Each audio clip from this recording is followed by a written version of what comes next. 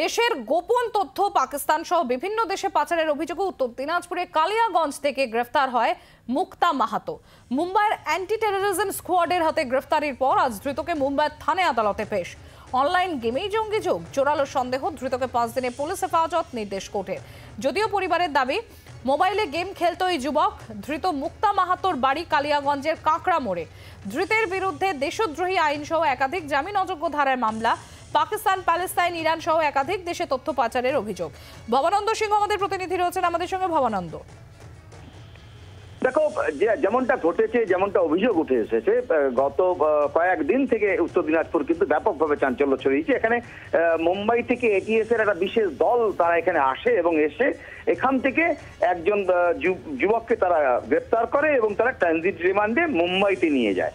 যেমনটা অভিযোগ আসে যে ওই যুবক তার অ্যাকাউন্ট থেকে একজন ব্যক্তির সঙ্গে আর্থিক লেনদেন করেছিলেন এবং সেই ব্যক্তি যাকে জিজ্ঞাসাবাদ করছিল মুম্বাই এটিএস জঙ্গি সন্দেহে, বিভিন্ন রকম জঙ্গি কার্যকলাপে, যার বাড়ি মুম্বাই এলাকাতেই, সেই মুম্বাইতে অ্যারেস্ট ছিল, তার সঙ্গে এর যোগাযোগ ছিল বলে একটা তথ্য এটিএস এর হাতে আসে এবং আর্থিক লেনদেনের তথ্য আসে।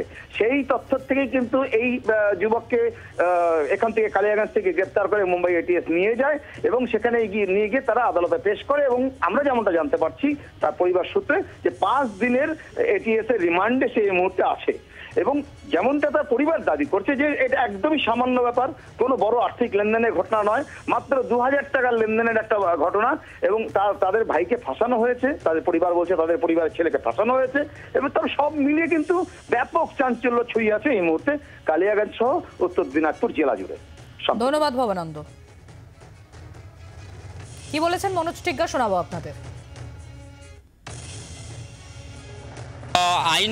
আইন ব্যবস্থা, আইন শৃঙ্খলা বলে কিছুই নেই, তো সেটাকে কাজে লাগিয়ে আর তারপরে আমি যত অ্যান্টি সোশ্যাল কাজ করি না কেন, যত আমি অসামাজিক কাজ করি না কেন, শাসক দলের একটা মানে ঘুরোপথে একটা সমর্থন রয়েছে, তাই সেটাকে কাজে লাগিয়ে আজকে যারা অ্যান্টি সোশ্যাল, অসাংবিধানিক কাজ, অসামাজিক কাজকর্মে লিপ্ত আছে, তারা এটাকে আবারও মানে স্বর্গে পরিণত হয়েছে। এটাকে একটা কেন্দ্র করে, সেন্টার করে পুরো ভারতবর্ষব্যাপী সেটা দেশের কিংবা রাজ্যের অন্য দেশে মানে তথ্য পাচার করা থেকে সমস্ত জিনিস করে বেড়াচ্ছে। কেননা এখানে তাদের একটা বলতে পারি যে একটা শাসক দলের একটা গোষ্ঠীর তাদের সমর্থন রয়েছে, তাই করে বেড়াচ্ছে ওরা।